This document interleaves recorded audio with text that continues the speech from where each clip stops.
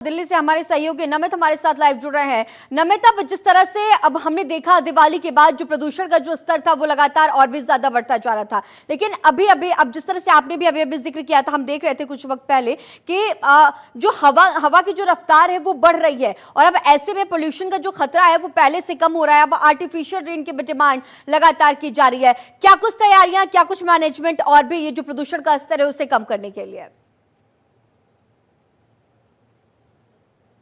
देखिए, बिल्कुल निश्चित तौर पर हालांकि अच्छी बात यह है दिल्ली वासियों के लिए कि पिछले 2-3 साल के अगर हम आंकड़ों की बात करें तो अगर हम 2-3 साल पहले जो दीपावली से अगले दिन रहते थे 2-3 दिन, उनकी तुलना में इस बार दिल्ली का एक्यूआई लेवल जो है वो थोड़ा सा सही रहा है। हालांकि इससे पहले बात करें तो पिछले सालों में हमने देखा है कि एक्यूआई लेवल दिवाली के बाद में 400 साढ़े 400 को पार कर जाता था, लेकिन इस बार ऑन एवरेज दिल्ली के अंदर एक्यूआई लेवल दिवाली के बाद यानी कि आज सुबह हमने देखा कि ऑन एवरेज दिल्ली का एक्यूआई लेवल 290-291 था, यानी कि दिल्ली का एक्यूआई लेवल में सुधार जरूर हुआ है। उसके पीछे दो बड़ी वजह हैं। पहली वजह ये कि दिल्ली के अंदर जो है 21 सूत्रीय विंटर एक्शन प्लान दिल्ली सरकार ने लागू किया था। दूसरा ये क्योंकि इससे पहले न केवल पर्यावरण विभाग बल्कि मौसम विभाग ये कहता रहा है कि दिल्ली के अंदर अगर प्रदूषण पर लगाम लगानी है तो मौसम को साथ देना पड़ेगा। पिछले 24 घंटे में जो हवा है उसकी रफ्तार ठीक ठाक रही है, तेज हवा चली है, जिस वजह से प्रदूषण में जो है वो कमी देखी गई है। अभी अगर मौजूदा समय की बात करें, सुबह जो ऑन एवरेज दिल्ली का एक्यूआई लेवल था वो 290-291 था, लेकिन अभी वो थोड़ा सा बढ़कर 303 पर पहुंच गया है।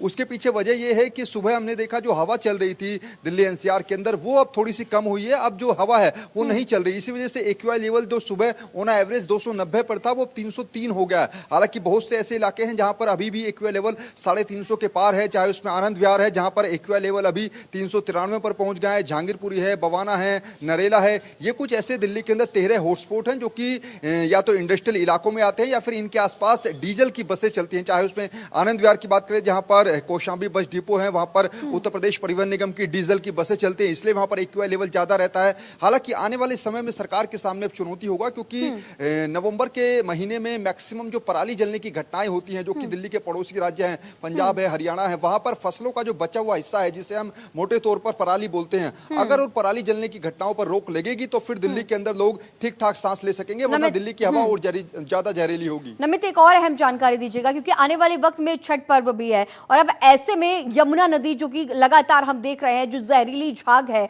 उसकी तस्वीरें काफी डरावनी है, कैंसर इससे जनित होता है, ऐसे डॉक्टर्स की तरफ से भी तमाम तरह के लगातार स्टेटमेंट सामने आ रहे हैं। तो अब ऐसे में यमुना में जो छठ पर्व है अब आने वाले वक्त में देखा जाएगा, घाटों पर लगातार जो लोगों की भीड़ है, जो हुजूम है वो देखा जाएगा छठ पर्व के दौरान। तो उससे लेकर के यमुना में किस तरह से मैनेजमेंट किया जाना है छठ पर्व को लेकर? देखिए, बिल्कुल निश्चित तौर पर दिवाली निकल गई है, लेकिन अब पूर्वांचल का सबसे बड़ा पर्व छठ जो है वो मनाया जाएगा। 3 दिन का छठ पर्व होता है, 5, 6 और 7 तारीख। उसके लिए दिल्ली सरकार की तरफ से दिल्ली के अंदर 1000 से ज्यादा घाट बनाए गए हैं क्योंकि कोविड काल के बाद से यमुना के किनारे पर जो छठ पर्व है वो नहीं मनाया जाता। फिलहाल हम बुराड़ी के अंदर यमुना के घाट के किनारे ही मौजूद है। पहले ये तस्वीर भी दिखा दे क्योंकि जहाँ कालिंदी कुंज में यमुना के अंदर जहरीले झाग देखे जा रहे हैं तो यहाँ पर भी यमुना की तस्वीर उतनी साफ नहीं है कि यहाँ पर छठ पर्व मनाया जा सके। हालांकि कोविड काल के बाद से ही जैसा हम बार बार बता रहे हैं कि यमुना के किनारे छठ पर्व मनाने पर रोक है। इसको लेकर दिल्ली के बुराड़ी से आम आदमी पार्टी के विधायक है संजीव झा, उन्होंने एक चिट्ठी भी लिखी है दिल्ली के उपराज्यपाल को कि अब कोविड काल निकल चुका है, ऐसे में अब दिल्ली के अंदर यमुना के किनारे जो है वो छठ मनाने की परमिशन दी जाए और अगर मनाने की परमिशन मिलेगी तो उसके बाद यमुना के घाटों की साफ सफाई भी होगी। लेकिन दूसरी तरफ अब इस मुद्दे पर लगातार राजनीति भी हो रही है। बीजेपी लगातार आम आदमी पार्टी को घेर रही है कि साल 2013 में अरविंद केजरीवाल ने कहा था कि हम 2025 से पहले इसी यमुना में डुबकी लगाकर दिखाएंगे, तो आखिर पिछले 10 साल में यमुना क्यों नहीं साफ हुई? लेकिन अब बड़ा सवाल यह है कि जो जहरीली यमुना है, चाहे उसमें कालिंदी कुंज की बात करें या फिर और कई ऐसे इलाके हैं जहां पर जो जहरीले झाग है वो यमुना के अंदर देखे जा रहे हैं। ऐसे में अब फिर से जो छठ पर्व मनाते हैं लोग, उनके सामने फिर से मजबूरी होगी कि उस जहरीले पानी में ही वो डुबकी लगाए या फिर जो आर्टिफिशियल तरीके से जो घाट बनाए जाते हैं कॉलोनियों में, सोसाइटी में, वहीं पर अपना छठ पर्व मनाएं। आगे भी आपसे अपडेट्स लेंगे। फिलहाल तमाम जानकारियों के साथ बने रहने के लिए आपका बहुत शुक्रिया।